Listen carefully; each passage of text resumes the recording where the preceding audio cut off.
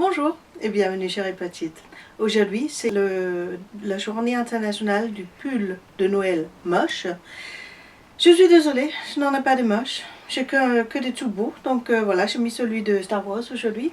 Aujourd'hui, l'activité que je propose dans le calendrier avec des activités à faire soi-même, un duo de lutins à suspendre. Voilà, c'est très facile à faire, comme souvent. C'est fait avec des textiles recyclés, des catalogues de chez des tapissiers garnisseurs, du rembourrage dans d'autres projets. Vous avez peut-être déjà acheté le kit, il contient tout ce qu'il vous faut. Je l'ai mis en vente sur mon site repatite.fr et ma page Facebook Repatite.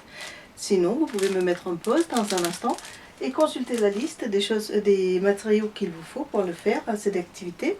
Peut-être vous avez déjà tout ce qu'il vous faut, surtout si vous avez un sapin dans le jardin ou à proximité. Donc c'est l'activité du jour. Et je vais dire un grand merci à Maria qui a bien voulu choisir la musique. Et je vous souhaite bonne chance, bonne chasse et en route pour la création.